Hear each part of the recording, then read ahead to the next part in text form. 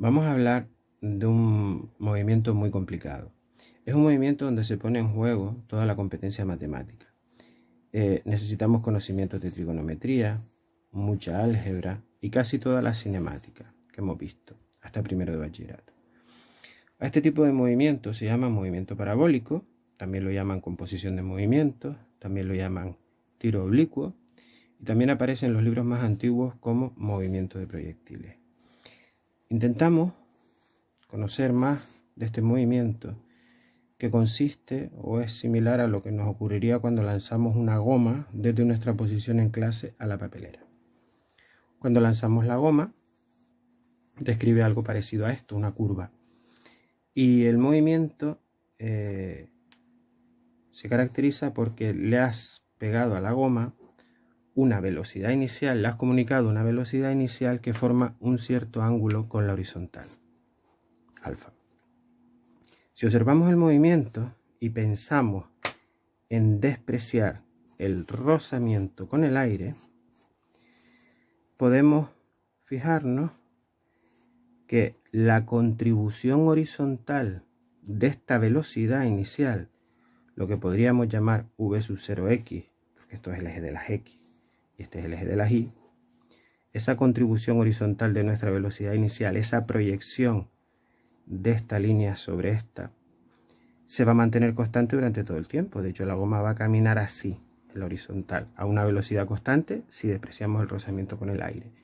Y la goma sube y baja porque se encuentra con que esta contribución que estoy dibujando aquí, vertical de la velocidad inicial, la proyección que sobre el eje de las y genera esta flechita, es la velocidad inicial en y, hace que la goma comience a subir hasta que pierde del todo esa velocidad inicial. De hecho, aquí se para, en la vertical se para y comienza a bajar. Esto lo hace, sube y luego baja, afectado por la aceleración de la gravedad, que hace que pierda velocidad en el tramo de subida hasta que la pierde del todo y la comienza a ganar y va aumentando su velocidad bajando, como lo típico que hace algo que lo tiras hacia arriba, sube y luego baja. Bien, esta es la idea, coger el movimiento y descomponerlo en dos movimientos, estudiar por separado lo que ocurre en el eje de las x y lo que ocurre en el eje de las y. Estábamos diciendo que en el eje de las x, siempre con la misma velocidad, si despreciamos los rozamientos con el aire, pues siempre a la misma velocidad, movimiento rectilíneo uniforme. Una única fórmula para el movimiento rectilíneo uniforme. En el eje de las y, sin embargo, movimiento rectilíneo uniformemente acelerado, que tiene dos fórmulas. Velocidad es igual a la velocidad inicial más la aceleración por el tiempo. Y otra que tiene que ver con el espacio, que es espacio inicial más velocidad inicial por el tiempo más un medio de at cuadrado. Lo que pasa ahora es que tendremos que particularizar estas dos ecuaciones, estos dos conjuntos de ecuaciones para este movimiento en concreto. Hay una cosa que es complicada de ver, que es esto, la velocidad inicial en x, la velocidad que lleva en x será la velocidad inicial en x, que es esta que tenemos aquí, la contribución horizontal. Y esta velocidad inicial será pues la velocidad inicial en y, que es la contribución vertical de esta de aquí. A esto nos va a ayudar la trigonometría. Si yo tengo un triángulo, como el que se determina aquí, un ángulo alfa, aquí tengo lo que mide este tramo es la velocidad inicial, lo que mide esto es la contribución horizontal, la velocidad inicial en x, y esto de aquí, que coincide con esto, será la velocidad inicial en y. La trigonometría, a través de la definición del seno de alfa, cateto opuesto, partido por hipotenusa.